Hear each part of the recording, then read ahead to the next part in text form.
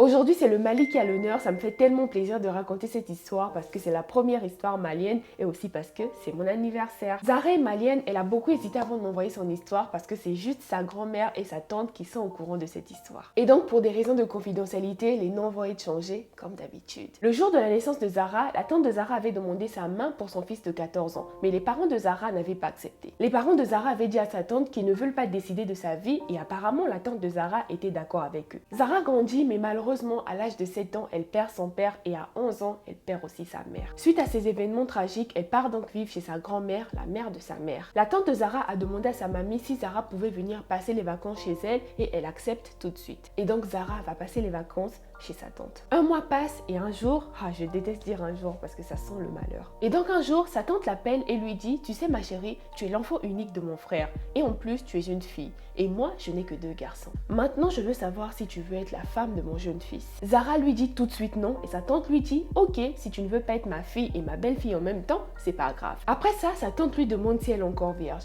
Je vous rappelle qu'elle n'avait que 11 ans, du coup elle ne savait pas ce que ça voulait dire. Quelques jours passent et la tante de Zara avait complètement changé d'humeur avec elle. Et son mari avait souvent l'habitude d'obliger les enfants à boire du lait avant de dormir. Sauf que ce jour-là, il n'y avait plus de lait dans le frigo et la tante de Zara a donné son lait à Zara et elle a bu. À partir de là, Zara ne se souvient plus de rien, elle s'est réveillée, son cousin à côté d'elle, ses mains et ses pieds liés et elle était déshabillée. Bien évidemment, elle a commencé à pleurer et son cousin lui dit que c'est pas de sa faute, que c'est sa mère qui lui a demandé d'abuser d'elle. Son cousin lui dit aussi que si c'est lui qui prenait sa virginité, elle sera automatiquement sa femme. Après quelques minutes, le mari de sa tante rentre dans la chambre de son fils et il était tellement choqué de voir ce qu'il avait vu. Il demande à sa femme pourquoi elle agit de la sorte avec un enfant de 11 ans. Bien évidemment, elle ne dit rien. Il prend donc Zara et il la ramène à l'hôpital. Il ramène Zara chez le gynécologue et il s'avère qu'elle était toujours vierge. Ce jour-là, le mari de sa tante était rentré au bon moment dans la chambre, du coup, elle n'a pas perdu sa virginité. Zara rentre chez sa grand-mère, elle lui raconte tout et toutes les deux ont gardé le silence jusqu'à maintenant. Je raconte cette histoire pour vous montrer que l'inceste est encore présent de la société et je tiens encore à rappeler que le mariage consanguin n'est pas bien et récemment j'ai une connaissance qui s'est même mariée avec son cousin. En tout cas, si cette histoire t'a plu, n'hésite pas de me le dire en commentaire. Tu peux m'envoyer ton histoire par mail